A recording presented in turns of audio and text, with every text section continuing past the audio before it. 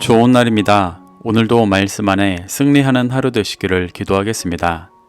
오늘 생명의 산 본문은 시편 88편 1절부터 18절입니다. 오늘 본문에서는 극심한 고난과 절망 속에서 여호와를 찾고 구하는 저자의 모습이 나옵니다. 이 구절들을 통해 하나님께서 무엇을 말씀하시는지 살펴보도록 하겠습니다. 1절부터 2절입니다. 고라 자손의 찬송시 곧 에스라인 헤만의 마스길 인도자를 따라 마할라 르안노에 맞춘 노래. 여호와 내 구원의 하나님이여, 내가 주야로 주 앞에서 부르짖었사오니 나의 기도가 주 앞에 이르게 하시며 나의 부르짖음에 주의 귀를 기울여 주소서. 오늘의 시의 저자 헤만은 레위 지파 중에서 고라 자손이며 다윗 시대에 아삽과 에단과 함께 찬양을 인도했던 지휘자입니다. 그는 이 시를 통해 극심한 고난과 절망 속에서 하나님만을 찾고 구하는 모습을 보여주고 있습니다. 보통 이 시를 절망만을 표현하고 구원을 경험하지 못한 채 마무리하는 시로 시편에서 가장 절망적인 시라고 말합니다. 하지만 그것은 이 시의 표면적인 부분만을 볼 때의 반응이고, 이 시는 고난 속에서 죄악된 자아가 깨어지고 하나님의 구원을 믿고 의지하는 깊은 믿음을 보여주는 시입니다. 그래서 저자는 11절에서 주야로 구원의 하나님을 부르짖고 있다고 고백합니다. 밤낮으로 구원의 하나님을 찾고 구하는 모습이 그가 깊은 고난 가운데 있다는 것을 보여줍니다. 하지만 저자는 그 깊은 고난의 시간 속에서 절망하고 낙담하여 신앙을 포기하는 것이 아니라 더욱 부르짖으며 주의 귀를 기울여 달라고 간구하는 모습을 보여주고 있습니다. 3절부터 5절입니다. 물은 나의 영혼에는 재난이 가득하며 나의 생명은 스올에 가까웠사오니 나는 무덤에 내려가는 자 같이 인정되고 힘없는 용사와 같으며 죽은 자 중에 던져진 바 되었으며 죽임을 당하여 무덤에 누운 자 같으니이다. 주께서 그들을 다시 기억하지 아니하시니 그들은 주의 손에서 끊어진 자니이다. 저자는 자신의 영혼에 재난이 가득하고 생명은 스올에 가까웠다고 고백합니다. 이는 현실에서 겪는 고난을 넘어 그 영혼이 비진리에 미혹되어 구원에서 멀어져 있는 영적인 현실 가운데 있다는 것을 고백하는 것입니다. 저자는 자신이 무덤에 내려가는 자 같이 인정되고 힘없는 용사와 같으며 죽은 자 중에 던져진 바 되었고 죽임을 당하여 무덤에 누운 자 같다고 고백합니다. 이는 모두 영적으로 죽어있는 모습을 표현하는 것입니다. 그렇기 때문에 주께서 그들을 기억하지 않으시고 주의 손에서 끊어진 자라고 표현하는 것입니다. 하나님께서 그 인생을 포기하셔서 듣지 않으시고 돕지 않으시는 것이 아니라 진리에서 벗어나 깊은 영적인 어둠 가운데 있기 때문에 하나님으로부터 끊어져 있다는 것을 고백하고 있는 것입니다. 6절부터 7절입니다. 주께서 나를 깊은 웅덩이와 어둡고 음침한 곳에 두셨사오며 주의 노가 나를 심히 누르시고 주의 모든 파도가 나를 괴롭게 하셨나이다. 셀라. 저자는 하나님께서 자신을 깊은 웅덩이와 어둡고 음침한 곳에 두셨다고 고백합니다.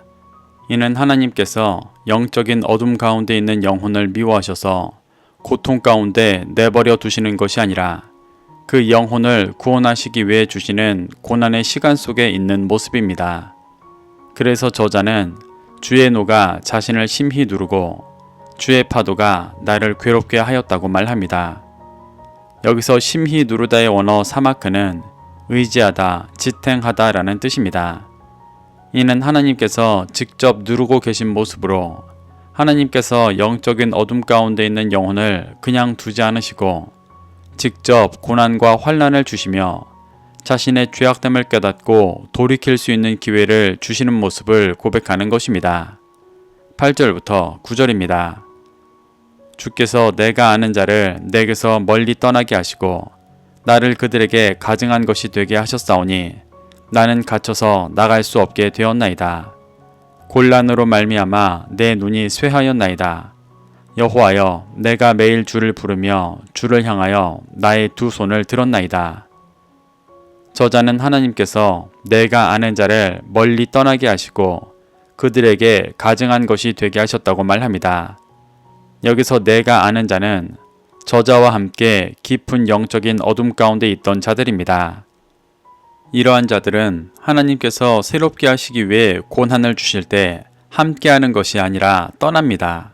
저자는 하나님의 은혜로 이들과 단절되어 깊은 고난 가운데 있게 된 상황을 고백하는 것입니다. 이것이 육신으로는 매우 견디기 힘든 일이지만 그 영이 새롭게 되기 위해서는 반드시 지나야 하는 과정이었습니다. 저자는 이러한 영적인 상태를 눈이 쇠하였다고 표현합니다. 보고도 보지 못하고 들어도 듣지 못하는 자신의 영적인 현실을 고백하는 것입니다. 그렇기 때문에 저자가 하는 행동이 더 이상 이 세상에 아는 자들을 의지하는 것이 아니라 매일 주를 부르며 주를 향해 두 손을 드는 것이었습니다. 저자는 자신의 영적인 본질을 깨닫고 포기하지 않고 오히려 더 전심으로 하나님께 나아가고 있는 것입니다. 이러한 모습은 이 시가 단순한 절망을 푸념하는 시가 아니라 자신의 영적인 본질을 정확히 깨닫고 구원을 소망하는 믿음의 시라는 것을 보여주는 것입니다. 10절부터 13절입니다. 주께서 죽은 자에게 기이한 일을 보이시겠나이까? 유령들이 일어나 주를 찬송하리이까? 셀라. 주의 인자하심을 무덤에서 주의 성실하심을 멸망 중에서 선포할 수 있으리이까? 흑암 중에서 주의 기적과 이짐의 땅에서 주의 공의를 알 수 있으리이까? 여호와여, 오직 내가 주께 부르짖었사오니 아침에 나의 기도가 주의 앞에 이르리이다. 저자는 주께서 죽은 자에게 기이한 일을 보이시겠냐고 묻습니다. 여기서 말하는 기이한 일은 죄인을 구원하시는 하나님의 큰 자비와 은혜입니다. 하나님께서 자신을 버리고 죄를 범한 인류를 다시 구원하시기 위해 독생자까지 주시며 역사하시는 일은 매우 기이한 일입니다. 그래서 시편의 저자들은 하나님의 죄를 구원하시는 일을 기이한 일이라고 표현합니다. 저자가 자신과 같이 영적으로 죽어있는 자마저 구원하시는 기이한 일을 보이시겠냐고 묻고 있는 것은 불가능한 일이 일어나지 않을 것이라고 항변하는 것이 아니라 반드시 그 일을 이루실 하나님에 대해 오히려 더 강하게 확신을 가지고 강조하고 있는 반어법입니다. 이후 12절까지 질문하는 내용들 또한 불가능해 보이는 죄인이 회개하고 구원의 은혜 가운데 들어가는 일을 반드시 이루실 것에 대해 확신을 가지고 강조하며 반어법으로 표현하는 것입니다. 이렇게 저자는 자신과 같이 깊은 영적인 어둠 속에 있는 자들을 구원하시는 하나님에 대해 강한 확신을 가지고 고백하고 있습니다. 그래서 저자는 13절에서 깊은 고난 속에서 하나님을 찾고 부르짖을 때 아침에 나의 기도가 주의 앞에 이를 것이라고 고백합니다.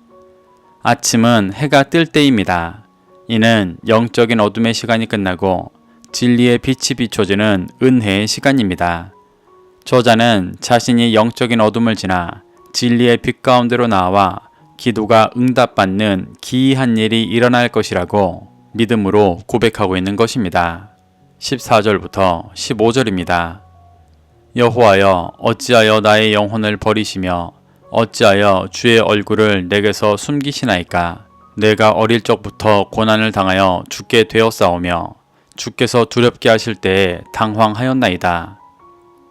저자가 앞선 절에서 하나님께서 자신의 기도에 응답해 주실 것을 믿음으로 고백했지만 다시 자신의 영적인 현실은 아직 어둠 가운데 있다는 것을 말합니다.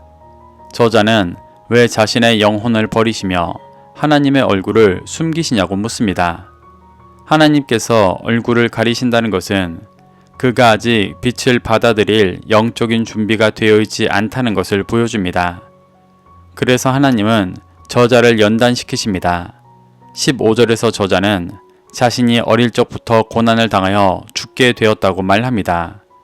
여기서 어릴 적이라는 것은 실제 나이를 말하는 것이라기보다 영적으로 어리다는 것을 말합니다. 저자는 자신이 영적으로 어려 어둠 가운데 있을 때부터 고난을 주시며 육신이 죽어지는 시간으로 인도하고 계심을 고백하는 것입니다. 두렵게 하실 때 당황하였다라는 말에서 하실 때의 원어는 나사로 들어올리다 라는 뜻입니다. 그래서 이를 직역하면 두려움에서 들어올리실 때 혼란케 되었다는 의미입니다. 이는 단순히 고난을 주신다는 말이 아니라 하나님께서 영적인 어둠에 있는 저자를 들어 올리셔서 그 육신이 무엇이 선한 것이고 악한 것인지에 대해 혼란케 되며 육신이 깨어지고 있는 모습을 표현하는 것입니다. 저자는 이렇게 자신을 연단하시고 깨트리시는 하나님을 고백하고 있습니다. 16절부터 18절입니다. 주의 진노가 내게 넘치고 주의 두려움이 나를 끊었나이다. 이런 일이 물같이 종일 나를 애우며 함께 나를 둘러쌌나이다. 주는 내게서 사랑하는 자와 친구를 멀리 떠나게 하시며 내가 아는 자를 흑암에 두셨나이다. 저자는 주의 진노가 자신에게 넘치고 주의 두려움이 나를 끊었다고 고백합니다. 여기서 끊었다의 원어 차마트는 침묵시키다, 멸절하다 라는 뜻입니다. 이는 하나님께서 진노로 인해 저자 안에 있는 영적인 어둠을 침묵시키시고 멸절하셨다는 것을 고백하는 것입니다. 이런 일이 물같이 종일 나를 애우며 함께 나를 둘러쌌다는 것은 고난이 계속되어진다는 것을 말하는 것이 아니라 진리의 생수가 자신을 둘러싸고 어둠과 단절시켜 보호하고 있음을 표현하는 것입니다. 그래서 18절에서 사랑하는 자와 친구를 멀리 떠나가게 하시고 그들을 흑암에 두셨다고 고백합니다. 여기서 말하는 사랑하는 자와 친구는 8절에서 말했던 것과 같이 함께 영적인 어둠 가운데 있던 자들을 말합니다. 과거 그들을 사랑하며 함께 어두움 가운데 있었지만 하나님의 은혜로 고난 가운데 끼어지게 되자 어둠과 단절되어지는 모습을 고백하고 있는 것입니다. 이렇게 저자는 자신의 삶의 고난을 한탄하는 것 같지만 죄인을 구원하시는 하나님의 기이하신 일을 경험하며 어둠에서 빛으로 나오는 중심을 보여주고 있습니다. 우리는 이러한 고백 속에서 교훈받아 세상을 갈망하는 중심을 깨트리시기 위해 주시는 고난 가운데 낙담과 절망과 포기로 반응하는 것이 아니라 믿음으로 반응하여 하나님을 구하고 주의 길을 쫓게 되기를 소망합니다. 그래서 매일의 삶 속에서 진리로 우리를 보호하시며 인도하시는 은혜를 경험하게 되시기를 축복합니다. 오늘도 말씀을 심령에 새겨 승리하는 하루 되시기를 기도하겠습니다.